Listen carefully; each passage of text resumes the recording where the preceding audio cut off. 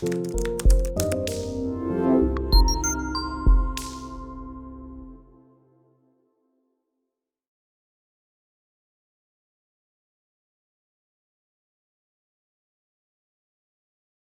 Everyone, आप सभी का बहुत बहुत स्वागत है किसलैक कॉमर्स क्लासेज में।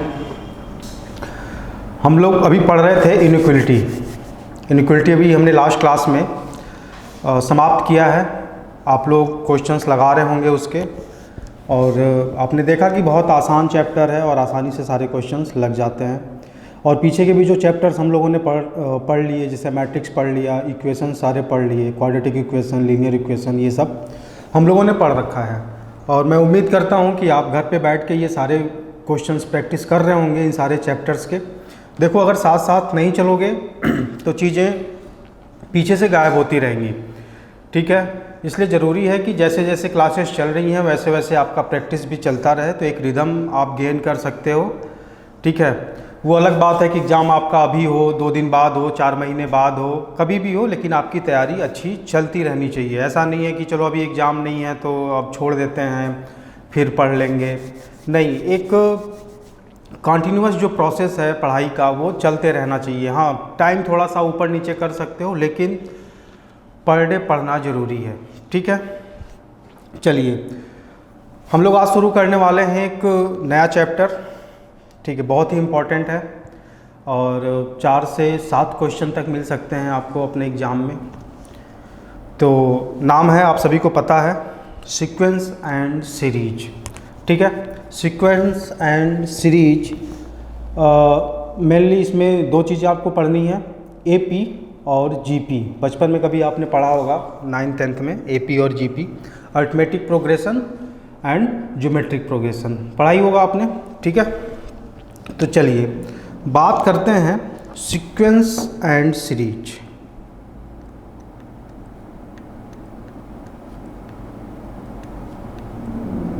Sequence and series. देखो भाई, सीक्वेंस भी है, सीरीज भी है। अगर कोई आपसे पूछे कि सीक्वेंस क्या होता है, सीरीज क्या होता है, ठीक है, तो सीक्वेंस और सीरीज नाम एक जैसा लगता है सुनने में, ठीक है। सीक्वेंस सीरीज एक जैसा ही लगता है, एनालॉगी लगते हैं एक दूसरे के, ठीक है। लेकिन जब आप बात करते हो मैथमेटिक्स के टर्म में, तो सीक्वेंस अलग मीनिंग रखता है और सीरीज अलग मीनिंग रखता है, ठीक है। सीक्वेंस का मतलब हो गया केवल कलेक्शन, बात को समझिए ध्यान से। सीक्वेंस का मतलब हो गया केवल कलेक्शन, और केवल कलेक्शन नहीं, collection according to some rule और लॉ, ठीक है, ये होता है सीक्वेंस, ठीक। तो सीरीज क्या होता है? सीरीज क्या होता है? सीरीज होता है सम ऑफ सीक्वेंस, ठीक है। सम ऑफ सीक्वेंस, ये क्या होता है? सीरीज होता है। और सीक्वेंस क्या होता है? ऑर्डर्ड कलेक्शन ऑफ नंबर्स होता है according to some definite rule और लॉज। समझ में आ रहा? चलिए, तो मैं बात करता हूँ सबसे पहले सीक्वेंस की। सबसे पहले हम बात करेंगे सीक्वेंस की। देखो सीक्वेंस क्या होता है।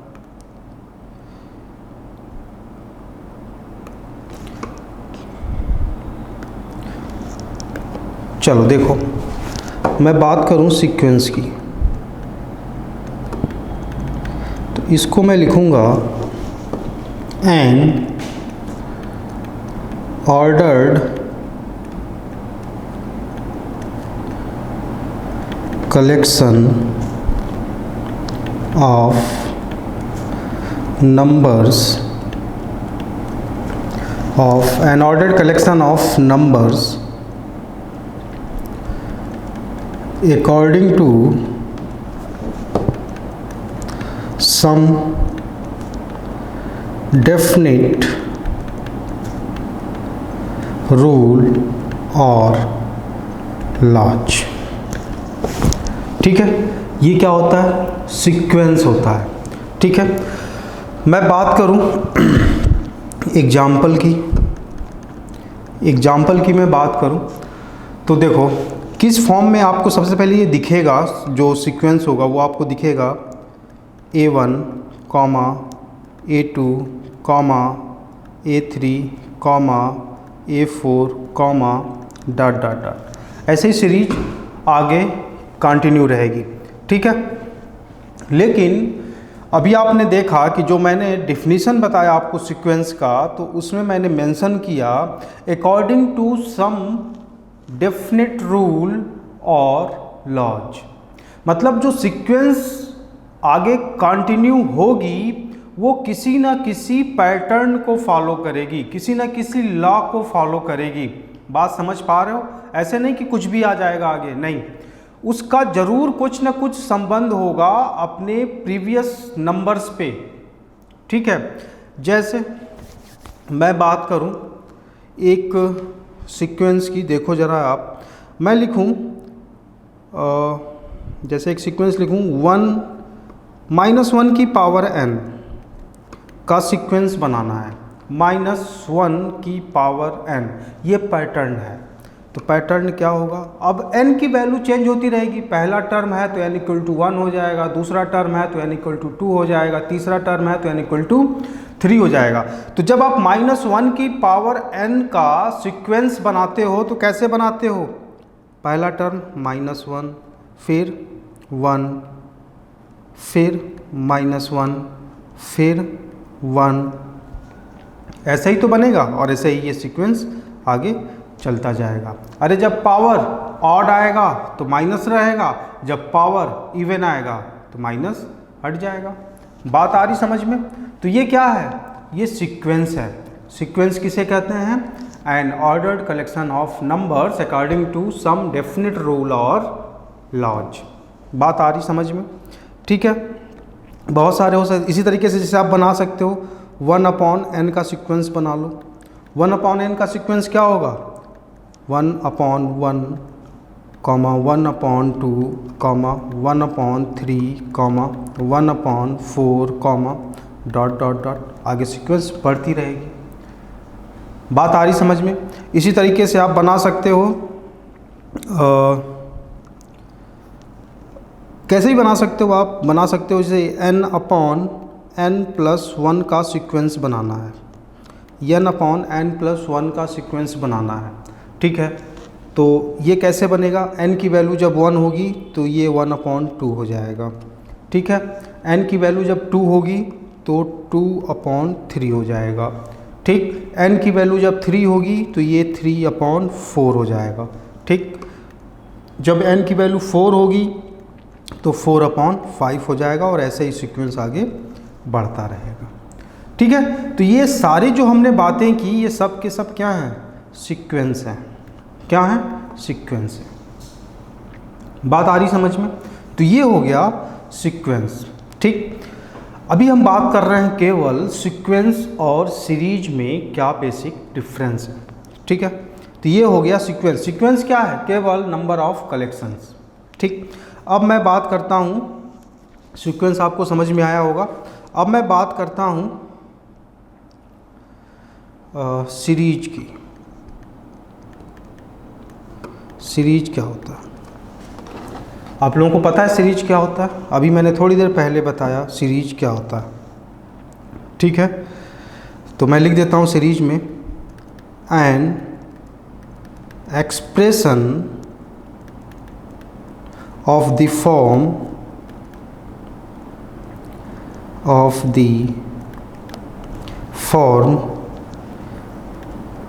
A1 plus A2 plus A3 plus dot dot dot, which is the sum of elements of the sequence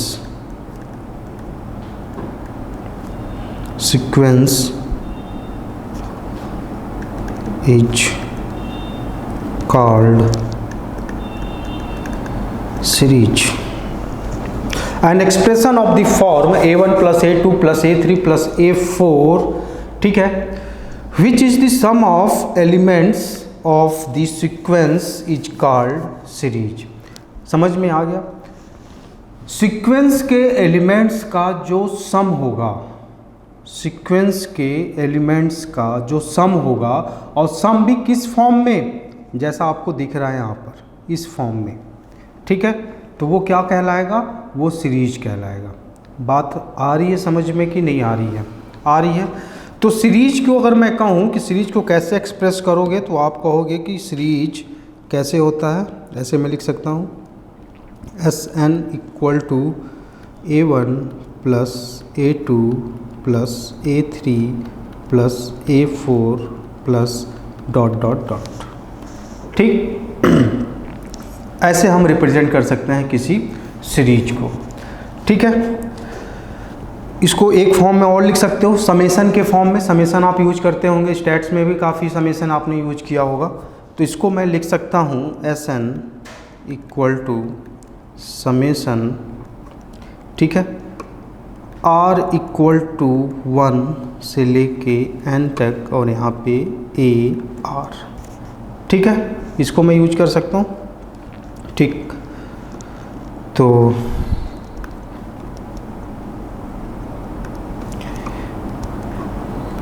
ये हो गया आपका सीरीज का रिप्रेजेंटेशन, कैसे सीरीज को आप रिप्रेजेंट करते हो। बात आ रही समझ में? सीरीज को रिप्रेजेंट कर लेंगे, आप लोग पहचान लेंगे सीक्वेंस क्या है, सीरीज क्या है, ठीक है। चलिए,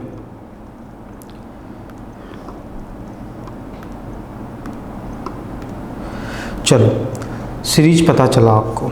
चलिए, तो सीक्वेंस के बारे में थोड़ा जाना आपने, थोड़ा सीरीज के बारे में जाना, ठीक है। चलो अब बात करते हैं कि जो आपके सिलेबस में जो सीरीज आपको पढ़नी है। बेसिकली जो सीरीज पढ़नी है आपको, दो टाइप की सीरीज पढ़नी है। एक पढ़ना है आपको अर्थमेटिक प्रोग्रेशन, दूसरा पढ़ना है आपको ज्योमेट्रिक प्रोग्रेशन, ठीक है। तो चलिए, सबसे पहले हम बात करते हैं, अगर आपको सीरीज समझ में आ गया है, ठीक है, तो मैं एक बात करता हूँ, बताओ, नाम सुना ही होगा आपने,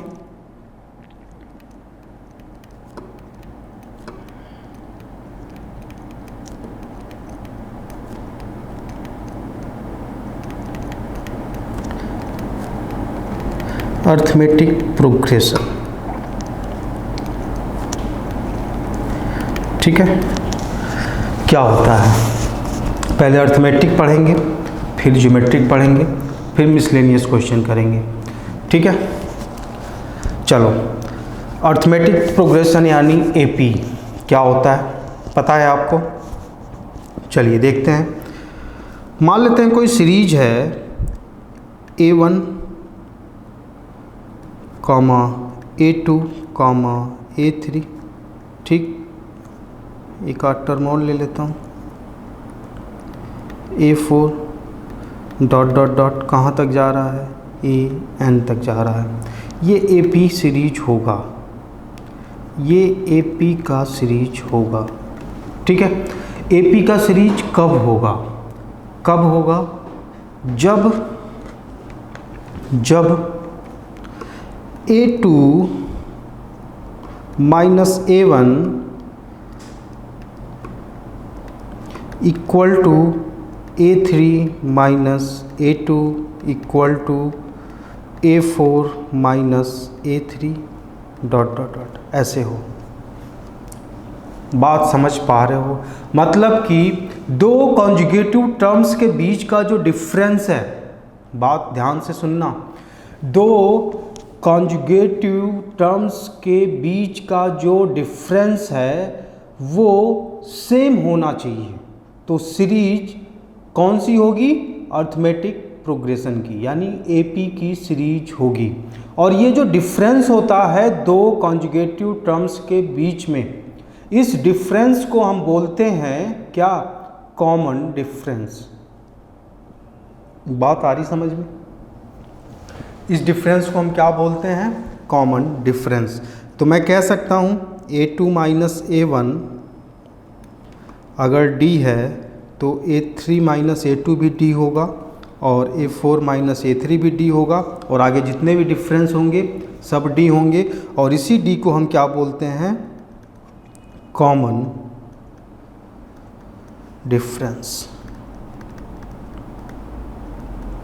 ठीक है, और ये किसी अगर फार्मूले में दिखेगा तो D में ही दिखेगा। ठीक है, अगर D लिखा है तो आप समझ जाना कि वो कॉमन डिफरेंस की बात हो रही है वहाँ पे। ठीक है, चलो अब मैं बात करूँ A1। A1 को मैं बोलता हूँ फर्स्ट टर्म, ये होता है फर्स्ट टर्म। यहाँ तक बात आपको समझ में आ रही है? कोई सीरीज है, उस सीरीज को अगर आपको पहचानना है कि वो AP में है या GP में है तो आप पहचान लोगे AP में है। क्या करना होता है, आपको चेक करना होता है उनके कॉन्जुगेटिव टर्म्स के बीच के डिफरेंस को। अगर डिफरेंस सेम आ रहा है तो इसका मतलब कि जो सीरीज है वो AP में है। ठीक है, चलो अच्छा मैं कहूँ कि किसी भी AP को कंस्ट्रक्ट करने में, किसी भी AP सीरीज को कंस्ट्रक्ट करने के लिए आपके पास क्या क्या होना ज़रूरी है, मतलब कि क्या क्या आपको पता रहे तो आप अर्थमेटिक प्रोग्रेशन की सीरीज बना सकते हो। तो उसमें से दो ही चीज़ ज़रूरी है, और दोनों ही चीज़ आपको दिख रहा होगा। क्या क्या ज़रूरी है, क्या क्या ज़रूरी है भाई? सबसे पहले ज़रूरी है कॉमन डिफरेंस। ठीक, कॉमन डिफरेंस ज़रूरी है, और क्या ज़रूरी है? First term. फर्स्ट टर्म हमेशा अगर आपको दिखेगा ये A से डिनोट होता है। फर्स्ट टर्म हमेशा किससे डिनोट होगा? A से डिनोट होगा। ठीक, फर्स्ट टर्म हमेशा A से डिनोट होगा। ठीक है, तो D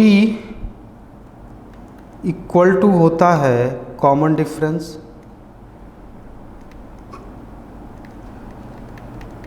ठीक है, A आपका होता है क्या? First term. और AP का जो नेसेसरी कंडीशन है कि दो कॉन्जुगेटिव टर्म के बीच का जो डिफरेंस होना चाहिए वो क्या होना चाहिए? सेम होना चाहिए। यहाँ तक बात समझ में आ रही है आपको? ठीक है, अगर यहाँ तक बात आगे समझ में आ रही तो हम थोड़ा आगे बढ़ते हैं। ठीक, अब मैं एक सीरीज की बात करता हूँ। ठीक है, जिसका फर्स्ट टर्म है A, फर्स्ट टर्म है, मैं इसको डिनोट करता हूँ। देखो टर्म यानी T, मैं फर्स्ट टर्म की बात करूँ यानी T1। ठीक है, सेकेंड टर्म यानी T2। ठीक है, अगर मैं फर्स्ट टर्म की बात कर रहा हूँ AP की, अभी हम जो भी बातें कर रहे हैं वो सब हम AP की बात कर रहे हैं। फर्स्ट टर्म यानी T1। T1 अगर हमारा क्या है? A है। ठीक है, तो नेक्स्ट टर्म T2 क्या होगा? T2 क्या होगा? Common difference A plus D क्या हो गया? सेकेंड टर्म हो जाएगा ना AP में। ठीक है, एक कांस्टेंट टर्म बढ़ता जाता है, कांस्टेंट नंबर ऐड होता हुआ जाएगा या कांस्टेंट नंबर माइनस होता हुआ सीक्वेंस में आगे बढ़ता है। तो वो जो नंबर होता है, जितना ऐड होता है या जितना सब्ट्रैक्ट होता है, उसी को हम कॉमन डिफरेंस बोलते हैं दो कॉन्जुगेटिव टर्म के बीच में। ठीक है, इसी तरीके से अगर मुझे T3 बनाना हो तो T3 क्या हो जाएगा?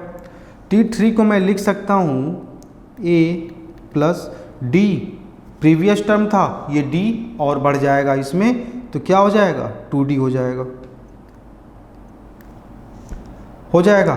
यानी मैं इसको लिख सकता हूँ A प्लस 2D को A प्लस 3 माइनस 1D लिख सकता हूँ। ठीक, चलो, और मैं T4 की बात करूँ तो T3 में D अगर और ऐड कर दूंगा तो मेरे को T4 मिल जाएगा।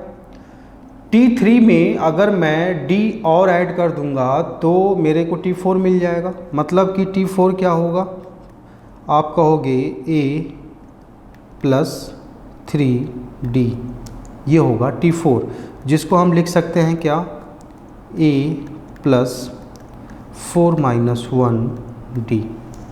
ये मैं 3 माइनस 1D 4 माइनस 1D इसलिए मैं लिख रहा हूँ कि आप समझ पाओ कि जो प्लेस वैल्यू है, मतलब कि जो टर्म नंबर है उसका क्या इफ़ेक्ट पड़ता है। इसी तरीके से मैं बात करूं किसी सीरीज के nth टर्म का, nth टर्म जैसे कि 20वां टर्म क्या होगा, 25वां टर्म क्या होगा, ठीक है, 25th टर्म क्या होंगे, 15th टर्म क्या होगा, ठीक है। तो अगर मैं बात करूं nth टर्म यानी Tn, nth टर्म, ठीक है, तो आप क्या बोलोगे nth टर्म क्या होगा। जैसे अभी आपने देखा कि सेकेंड टर्म था a plus D, third term क्या था a प्लस 2d या a प्लस 3 माइनस 1d, ठीक। T4 क्या था a प्लस 4 माइनस 1d। इसी तरीके से nth टर्म क्या होगा a plus n minus 1d। बोलो, बात आ रही समझ में, आ रही है, क्लियर है। nth टर्म कैसे फाइंड आउट करोगे, a plus n minus 1d, ठीक है। जैसे आपने देखा कि T3 जब आपने कैलकुलेट किया तो T3 क्या हो गया a plus 3 minus 1d। T4 calculate किया तो a प्लस 4 माइनस 1d। इसी तरीके से Tn क्या हो जाएगा a plus n minus 1d। बात आई समझ में या नहीं आई, बिल्कुल आई, बहुत अच्छे। तो इस तरीके से आप कह सकते हो कि Tn इक्वल टू क्या हो जाएगा a plus n minus 1d, ठीक है। ये एक टर्म आपको पता चल गया, एक फार्मूला पता चल गया, ठीक है। ऑफ nth टर्म निकाल सकते हो। अगर आपको फर्स्ट टर्म पता है, आपको कॉमन डिफरेंस पता है, तो कोई सा भी टर्म आपसे पूछे आप कैलकुलेट कर सकते हो यहाँ से। बात आ रही समझ में, क्लियर है। बढ़े आगे, ठीक।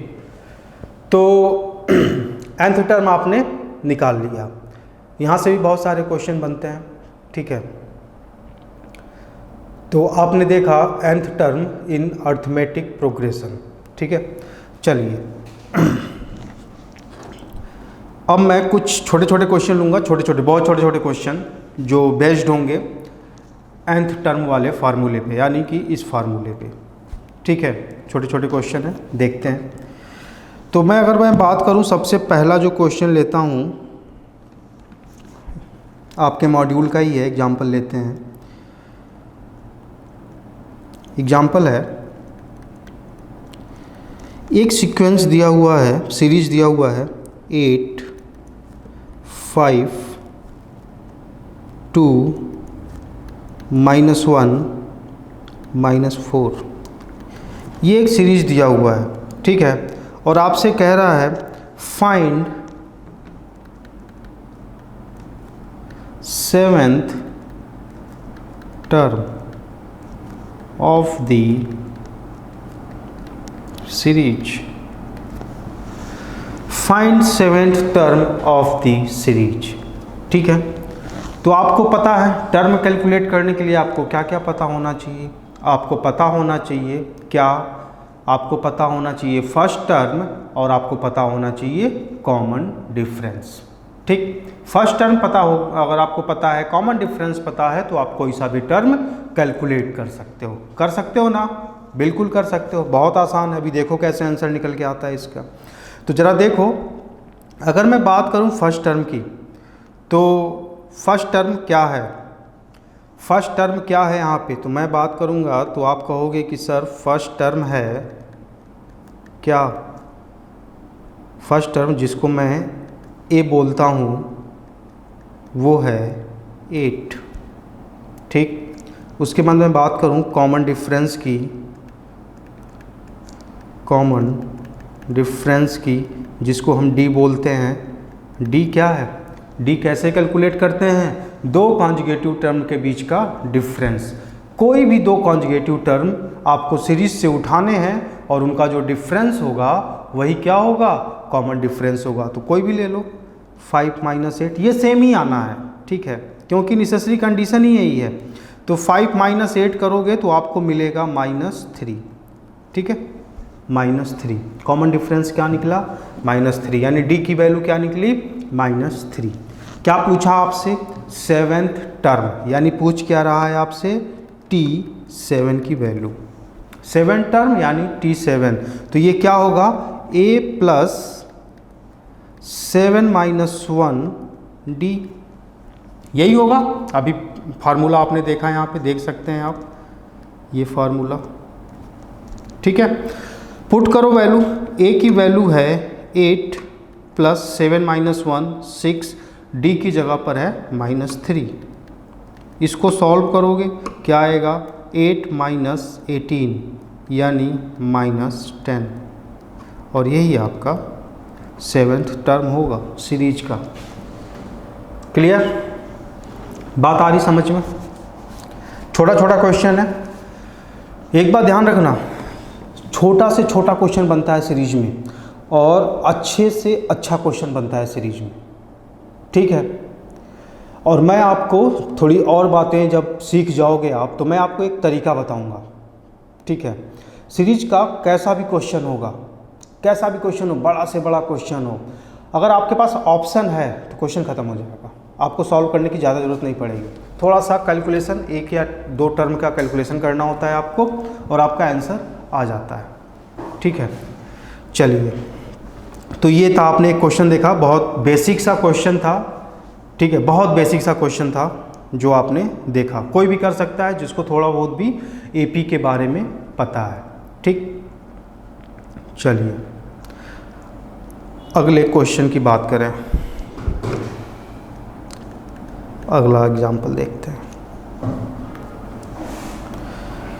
ऐसे ही छोटे छोटे क्वेश्चन एग्जाम में आते हैं, ठीक है। अगला क्वेश्चन देखो जरा। क्वेश्चन है कि, हाँ देखो है, which term of the AP 3/√7, 4/√7, 5/√7 ... is 17/√7, ठीक है। क्वेश्चन आपको समझ में आ गया होगा। क्वेश्चन क्या है? एक सीरीज दिया, एक एपी सीरीज दिया, ठीक है, और पूछ रहा है, एक टर्म दे दिया 17/√7। अब पूछ रहा है कि कौन सा टर्म है, कौन सा टर्म है, छठा टर्म है, 7वां टर्म है, 8वां है, 10वां है, 20वां है, 25वां है, कौन सा टर्म 17/√7 है। बात आई समझ में? बात आ रही समझ में? चलो क्वेश्चन करते हैं, आप लोग भी ट्राई कर सकते हो, आसान क्वेश्चन है, ठीक है। तो मैं बात करूं, सबसे पहले चेक कर लो सीरीज है क्या। तो जब आप दो टर्म के बीच डिफरेंस देखते हो तो आपको क्या मिलता है? 4/√7 - 3/√7 = 1/√7, ठीक है। किसी भी दो टर्म के बीच का डिफरेंस देख लो, 1/√7 ही आना है। तो आपको मिल गया क्या? कॉमन डिफरेंस, जिसको आप क्या बोलते हो? डी बोलते हो। कितना आया? 1/√7, ठीक है। चलो थोड़ा और आगे बढ़ते हैं। कॉमन डिफरेंस पता चल गया। फर्स्ट टर्म आपको दिख ही रहा है क्वेश्चन में। फर्स्ट टर्म क्या दिख रहा है भाई? 3/√7, ठीक। फार्मूला आपको पता है nth टर्म का, Tn = होता है a + n - 1 d, T N आपको पता है, टी एन पता है आपको, ए पता है आपको, डी पता है आपको, तो क्या एन कैलकुलेट नहीं कर सकते हो?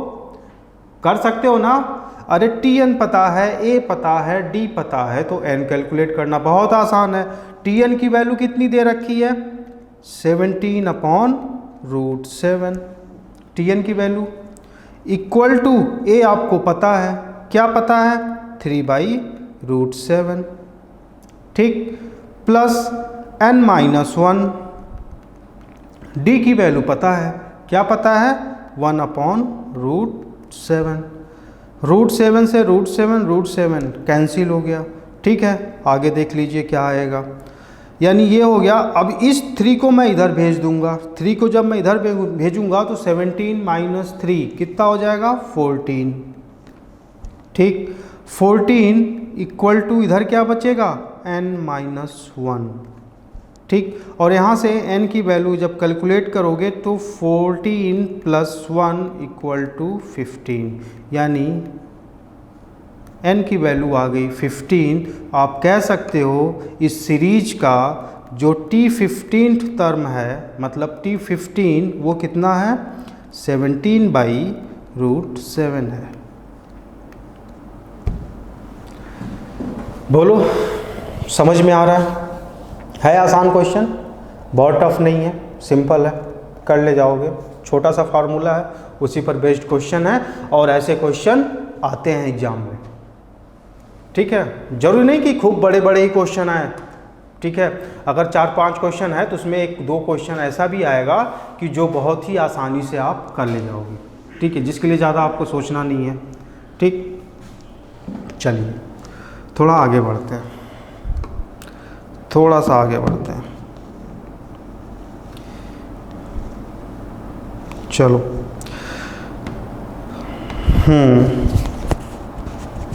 ये क्वेश्चन दिया, मैं लिख रहा हूँ, ध्यान देंगे सभी। अच्छा क्वेश्चन है लेकिन आसान क्वेश्चन है। देखो ज़रा, क्वेश्चन है if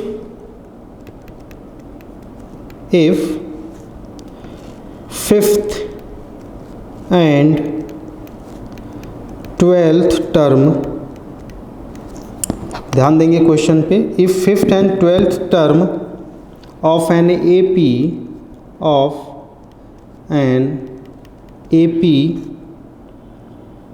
are 14 and 35 respectively, find the AP,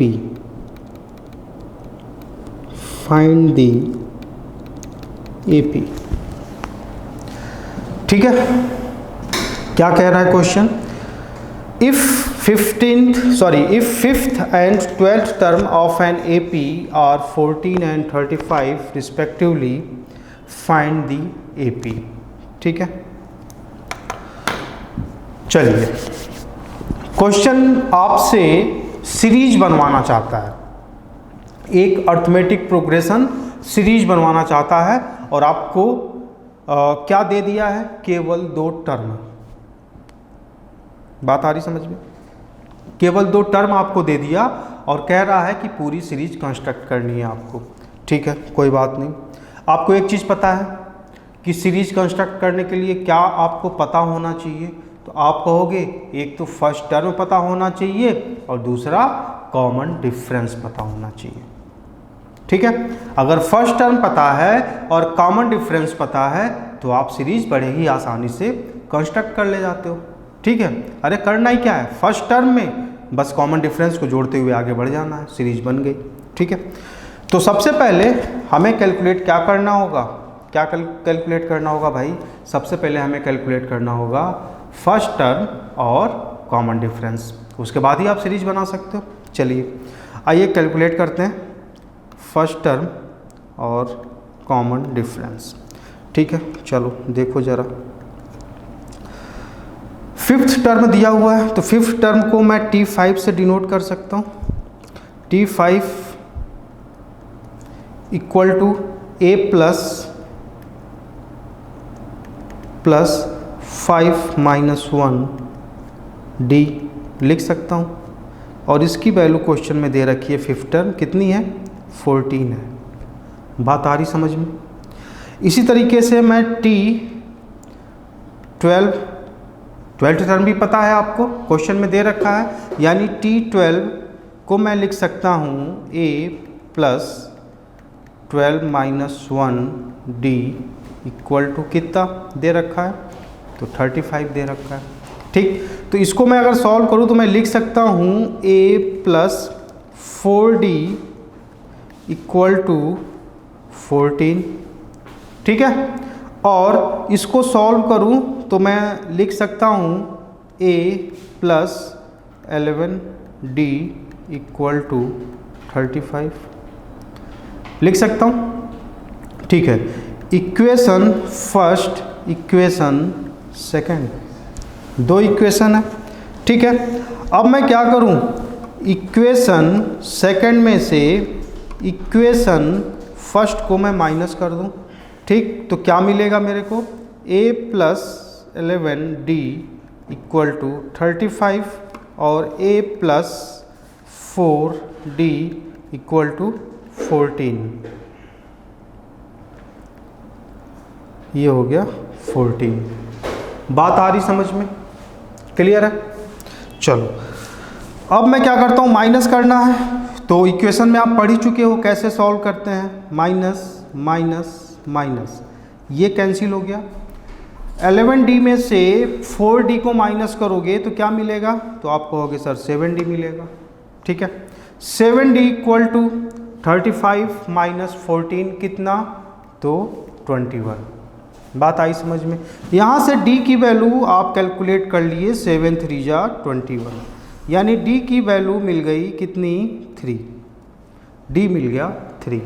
जब d 3 मिल गया तो आप a कैलकुलेट कर सकते हो, इक्वेशन 1 में d की वैल्यू पुट कर दो, इक्वेशन 2 में d की वैल्यू पुट कर दो, किसी में d की वैल्यू पुट कर दो, आपका काम हो जाएगा।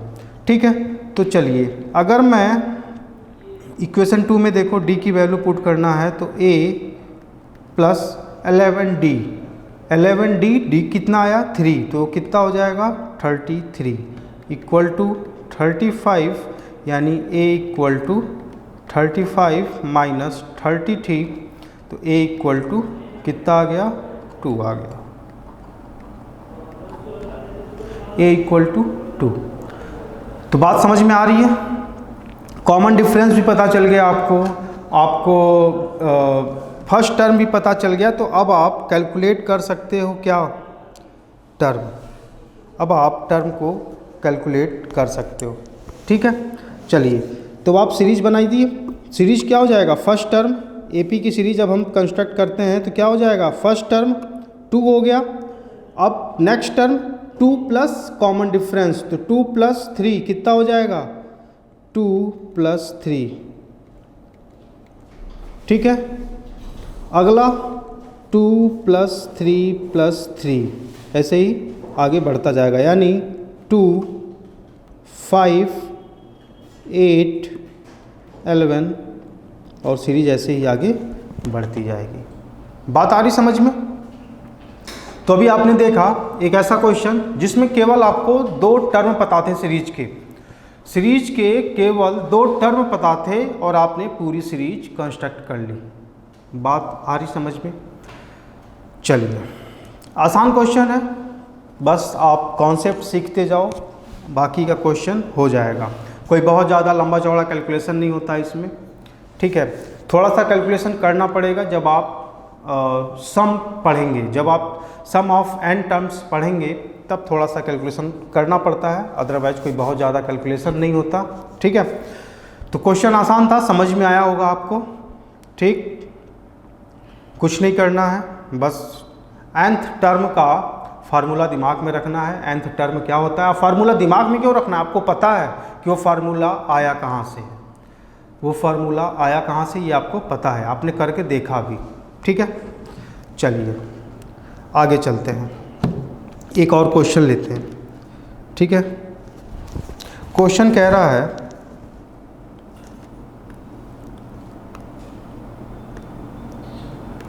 अच्छा क्वेश्चन है। क्वेश्चन कह रहा है divide divide 69 into 3 parts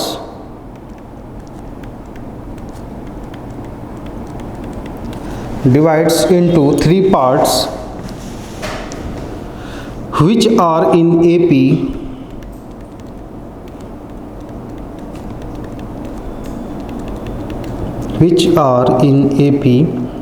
and are such that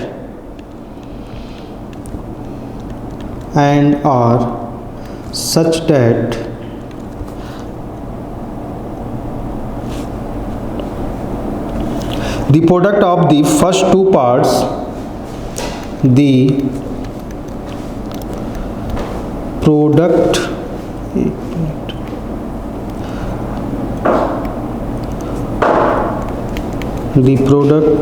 of the first two parts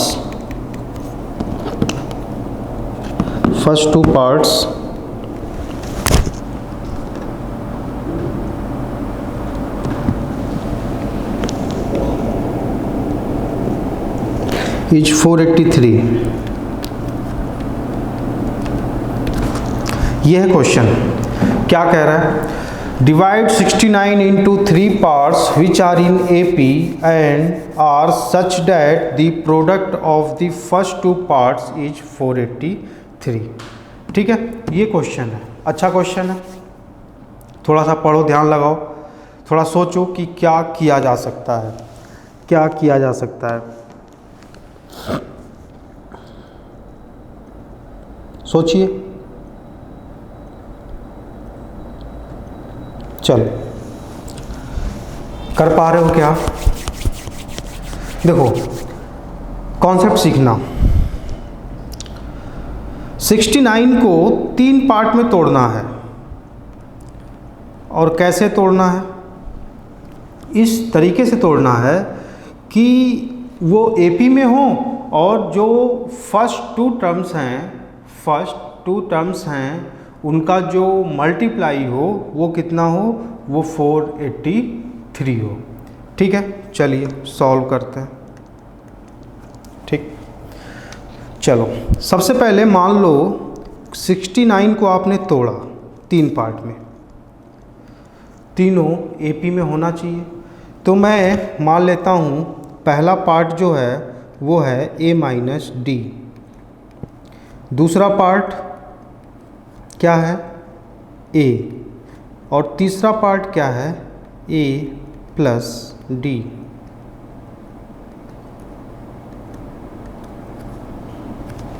ठीक है, 3 पार्ट में मैंने तोड़ दिया, A माइनस डी, A और A प्लस D।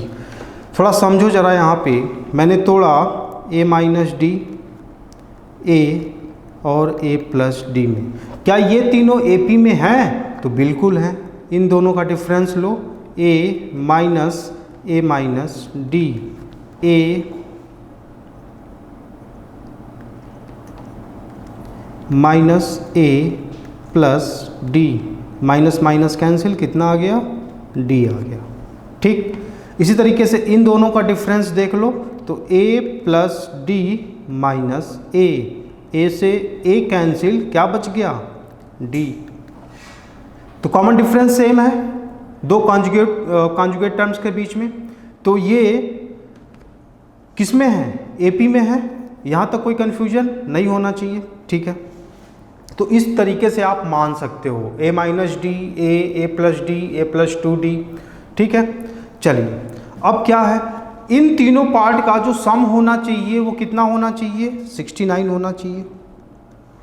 आखिर 69 को ही तो तोड़ा आपने 3 पार्ट में, यानी इन तीनों पार्ट्स का जो सम होना चाहिए वो 69 होना चाहिए।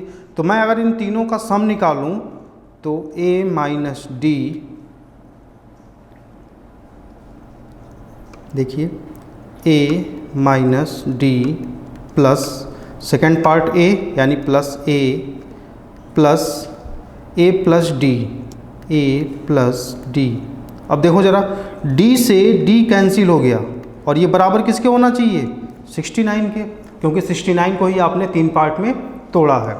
ठीक है, तो आपने देखा कि डी और डी आपस में कैंसिल हो गए, तो आपको मिला क्या 3a, a प्लस a यानी 3a इक्वल टू 69। तो a इक्वल टू 3 2 जा 6 और 3 3 जा 9 यानी a equal to 23। First term आपको पता चल गया, फर्स्ट टर्म पता चल गया, मतलब a की वैल्यू पता चल गई, a की वैल्यू पता चल गई। अब क्या कहा उसने कि फर्स्ट टू पार्ट्स का जो मल्टीप्लिकेशन है वो कितना है, वो 483 है। तो फर्स्ट टू पार्ट्स का मल्टीप्लिकेशन करके देख लो, फर्स्ट टू पार्ट्स का मल्टीप्लिकेशन करके देख लो। पहला पार्ट क्या है आपका a माइनस डी है, ठीक है।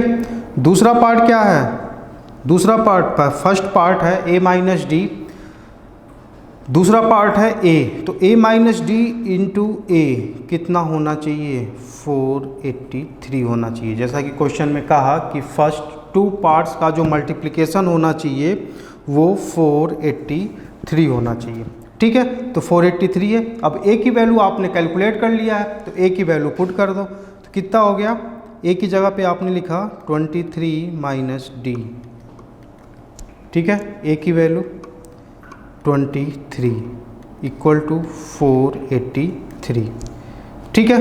अब देखो जरा 23 minus d equal to 483 upon 23, ठीक है। अब 483 को डिवाइड करो किससे, 23 से। कैलकुलेटर से आप डिवाइड करके देख सकते हो कितना आ रहा है। तो जब आप 483 को डिवाइड करोगे 23 से तो आपको मिलेगा कितना 21। कितना मिला 21 मिला। आप डिवाइड करके देख सकते हैं कैलकुलेटर से। यानी आप कह सकते हो कि 23 माइनस डी इक्वल टू 21, यानी d equal to 23 minus 21 equal to 2, d की वैल्यू 2, ठीक है। तो a पता चल गया आपको, a पता चल गया 23, d पता चल गया आपको 2। तो वैल्यू आपको किसको चाहिए, फर्स्ट टर्म था आपका a minus D, second term था a और थर्ड टर्म था आपका a प्लस डी।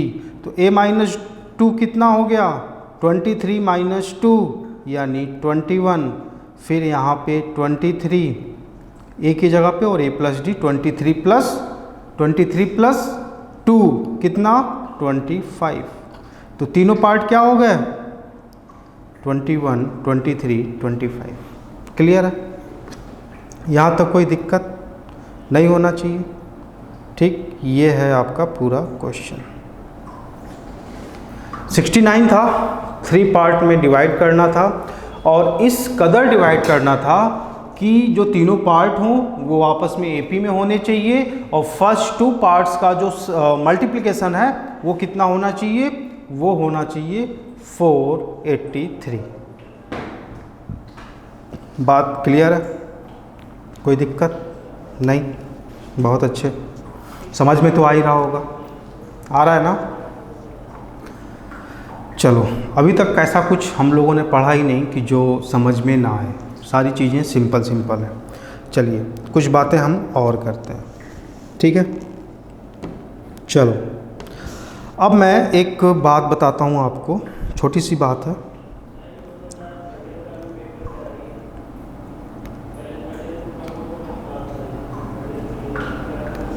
देखिए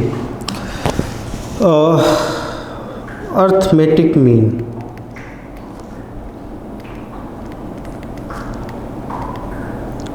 अर्थमेटिक मीन होता क्या है, ठीक है। समझो जरा इसको। मान लो 3 टर्म है, तीनों एपी में है, जैसे कि ए बी सी, ये तीनों किस में हैं, एपी में है, ठीक। और इनका एपी में है तो जाहिर सी बात है कि इनका जो कॉमन डिफरेंस होगा वो क्या होगा, वो सेम होगा। बात आ रही समझ में, इनका जो कॉमन डिफरेंस होगा वो सेम होगा, ठीक। तो मैं लिख सकता हूँ B minus a equal to क्या, सी माइनस बी लिख सकता हूँ। ठीक है। अब देखो यहाँ से मैं क्या लिख सकता हूँ, यहाँ से मैं लिखूँगा 2b equal to a plus c और b इक्वल टू, यहाँ से आएगा b equal to a plus c by 2 और इसी b को हम बोलते हैं क्या, अर्थमेटिक मीन यानी am। इसी b को, ये वाला b जो है, इसको हम क्या बोलते हैं, am। कैसे कैलकुलेट करते हैं, a प्लस सी बाई 2। ठीक, बात आई समझ में। अर्थमेटिक मीन क्या होता है, कोई तीन टर्म जो AP में हैं, कोई तीन टर्म जो AP में है, तो जो मिडिल टर्म होगा वही क्या होता है, वो होता है क्या होता है वो, अर्थमेटिक मीन। या first term last term divided by 2 क्या होता है, अर्थमेटिक मीन। यहाँ तक बात आई समझ में, कोई दिक्कत नहीं होना चाहिए, सिंपल है। चलो, अगर सिंपल है तो एक छोटा सा क्वेश्चन लेते हैं। मैं कहूँ छोटा सा question, find AM between 4 and 10। 4 और 10 के बीच में एक अर्थमेटिक मीन बताना है आपको। तो बहुत सिंपल, बहुत छोटा सा सवाल है। ठीक है, क्या होगा आप कहोगे 4 प्लस 10 डिवाइडेड बाई 2। ठीक है, या इसको थोड़ा सा और मैं एलोब्रेट करूं तो कह सकते हो कोई तीन नंबर हैं जो क्या हैं, कोई तीन नंबर हैं जो आपस में AP में हैं। 4 बीच वाले का पता नहीं, तीसरा टर्म है 10। ठीक है, आपको बीच वाला टर्म कैलकुलेट करना है, तो बीच वाले टर्म को मैंने मान लिया B। ठीक, ये तीनों क्या होने चाहिए, ये AP में होने चाहिए, यानी B minus 4 equal to 10 minus B। B को इधर लेके आओगे तो 2B हो जाएगा, 4 को इधर लेके आओगे तो 10 प्लस 4 14, यानी B इक्वल टू 7। यही आपका अर्थमेटिक मीन है। यानी 4 और 10 के बीच अर्थमेटिक मीन की बात की जाए तो अर्थमेटिक मीन क्या होगा, 7 होगा। बात आ रही समझ में, कोई दिक्कत नहीं। चलिए, तो आपने देखा अर्थमेटिक मीन। ठीक, तो ठीक है, कोई दिक्कत यहाँ तक नहीं। चलो, अच्छा है। तो आज के लिए इतना ही हम रखते हैं, बाकी नेक्स्ट क्लास में हम लोग पढ़ेंगे। छोटी छोटी बातें आज हम लोगों ने डिस्कस करी कि अर्थमेटिक प्रोग्रेशन होता क्या है, सीक्वेंस और सीरीज में डिफरेंस क्या है। ठीक है, nth टर्म कैसे कैलकुलेट करते हैं, अर्थमेटिक मीन क्या होता है। ठीक है, कुछ छोटी छोटी मगर मोटी बातें जो बहुत ज़रूरी हैं। ठीक है, किसी भी चैप्टर के स्टार्टिंग में जो थ्योरेटिकल बातें हैं वो बहुत ज़रूरी होती हैं, उसको जानना बहुत ज़रूरी होता है।